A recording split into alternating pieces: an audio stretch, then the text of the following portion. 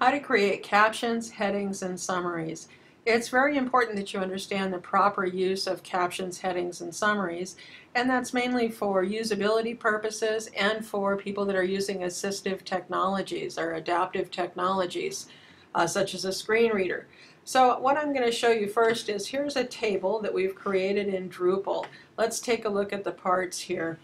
Where it says Stuart Lake Park Facilities, that's called a caption, and that is the first thing a screen reader will read.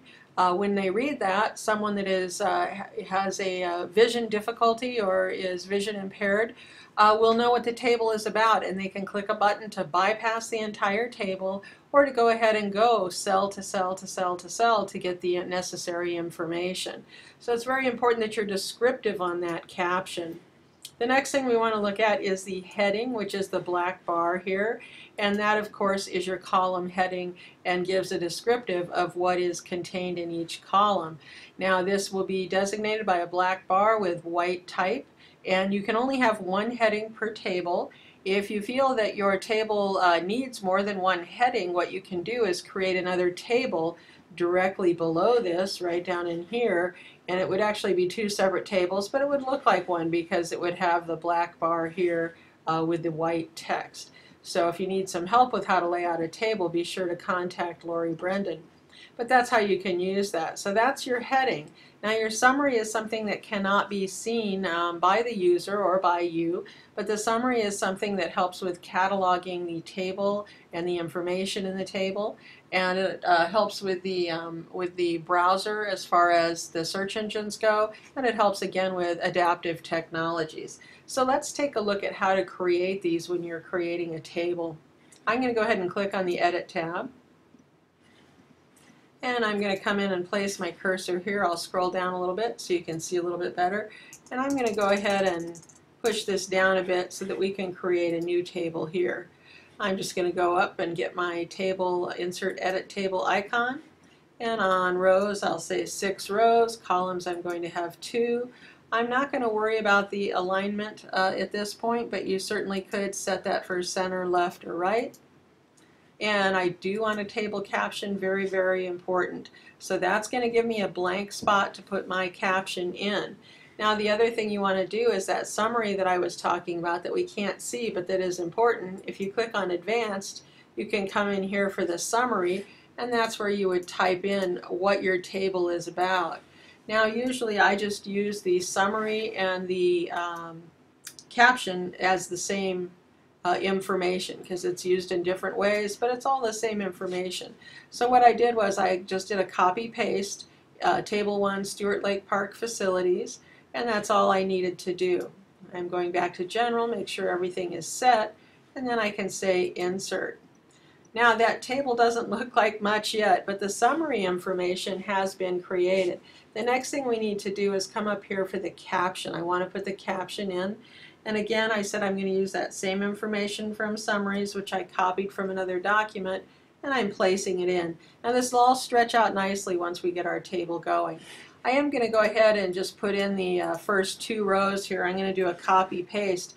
Now you cannot copy paste directly into a whole table directly into Drupal, but you can copy paste text. That works fine. It comes in as what we call plain text and doesn't carry with it any of the extra messy stuff from Word or any of the other document programs.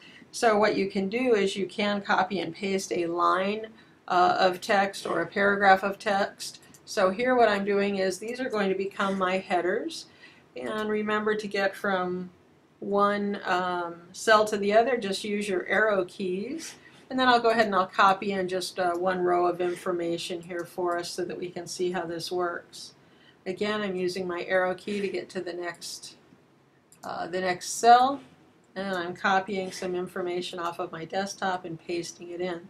So there's my table. Let's take a look at what we have so far, and what we want it to end up looking like is this. But let's see what we have so far. I'm going to save it. And there it is. We're getting the starting going here. We can see that the table has been created correctly, that we have the caption here, and we know the summary information is in there. What we want to do now is we want to format this caption so it stands out a little bit better, and then we want to create our heading here. So let's go back to edit to see how we do this. And I'll scroll down just a little bit. So in the table caption here, it's quite easy. I'm just going to highlight that, and I would just go ahead and format that just like any other text. So this is a place where changing your font size would work well. I'm putting that at 4 points. Or 14 points, and then whoops, didn't mean to click that one. I meant to click the bold here, and then I will bold it, so that should stand out nicely. So that's going to be my table caption. Now for my heading, I just need to highlight the row that is going to become the heading, and then I'm going to have to do a different icon here. It's the one next to the main table icon. I'm going to come in here and use table row properties. So I'll click on that one. And the row type, instead of it being the body of the table, I want it to be the header. Now remember, only one header per table. And I'm going to say update when I click off, and there's the black.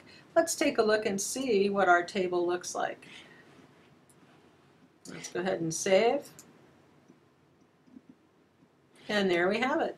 It looks very nice and neat, easy to read, and is ADA compatible as far as adaptive technologies go. And that's how to create captions, headings, and summaries.